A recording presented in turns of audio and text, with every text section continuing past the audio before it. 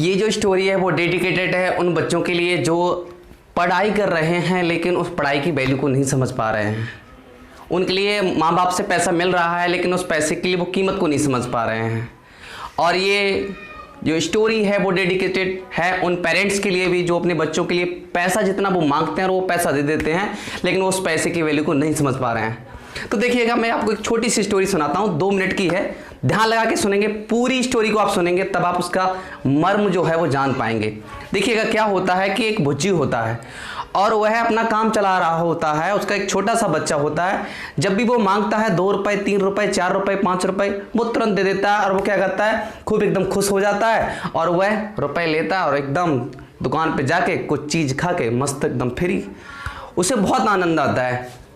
अब धीरे धीरे ये प्रक्रिया चलती रहती है लेकिन एटलीस्ट क्या होता है, एक दिन उसके जो पिता हैं वो सोचते हैं कि इसके लिए कुछ हम सीख सिखाएं। तो उन्होंने क्या किया, पैसे को देना बंद कर दिया। जब उन्होंने पैसे को देना बंद कर दिया तो उन्होंने कहा कि बेटा अब तुम 1 रुपया मुझे ला के दोगे।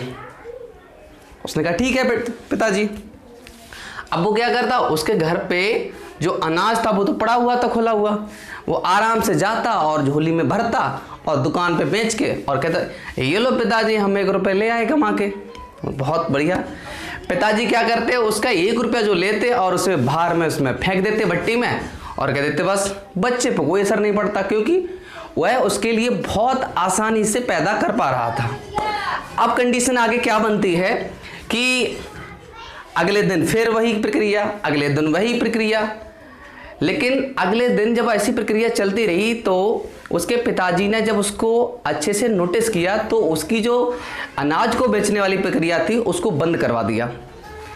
अब क्या हुआ, बच्चा अपनी माँ के पास गया और कहा कि माँ मुझे अनाज की ज़रूरत है, 1 रुपए की ज़रूरत है, मुझे दे दो ना प्लीज़, नहीं तो हमारे पिताजी के लिए मैं क्या कहूँगा। तो उन्होंने कहा चलो ठीक है बेटा, मैं तुम्हारे लिए अनाज की व्यवस्था करा देती हूँ, 1 रुपये जिससे तुम्हें मिल जाएगा।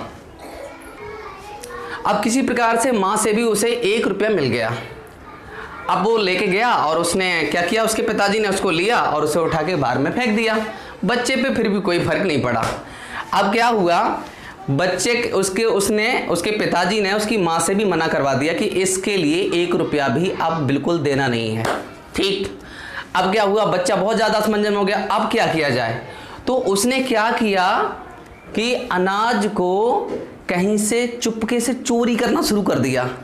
चोरी करना शुरू कर दिया, उसके पिताजी ने पकड़ लिया।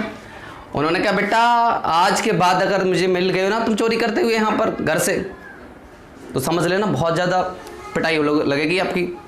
ठीक है।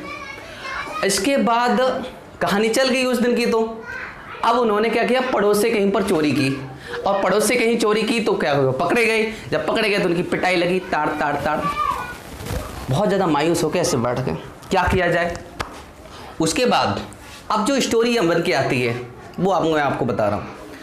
क्या हुआ, अगले दिन वो गए साहब मजदूरी करने के लिए। जैसे पहले देखो ना, बच्चे छोटे छोटे बच्चे जाते थे तो वो उनके लिए 1 रुपया 2 रुपया मिल जाता था तो वो काम करते रहते थे। तो वो काम करके आए। जब वो काम करके आए पूरे दिन और 1 रुपया लेके आए तो उनके पिताजी के हाथ में उन्होंने थमाया उसे बहुत मासूमियत से। तो उन्होंने 1 रुपया को पकड़ा और उसके लिए भट्टी में फेंकने के लिए तैयार हुए। और जैसे ही वो भट्टी में फेंकने के लिए तैयार हुए और वो चिल्ला पड़ा बच्चा, अरे पिताजी आप ये क्या कर रहे हो, मैं पूरे दिन से कमा के लेके आया हूँ। उसका पिताजी ने तभी कहा बेटा आज तुम कमा के लेके आए हो इसलिए आज इस पैसे की कीमत समझ पाए हो, क्योंकि जब आप खुद कमाते हो तो उसका आपको दर्द महसूस होता है और जब आपको दर्द महसूस होने लगता है तब आप उसके लिए मेहनत करते हैं।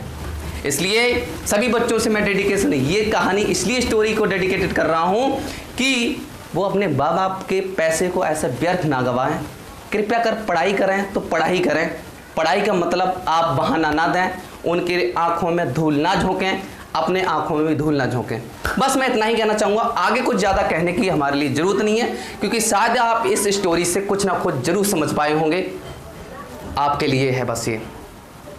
Thank you. मिलते हैं आपको नेक्स्ट स्टोरी में इसी मोटिवेशन के साथ। तब तक के लिए बाय बाय।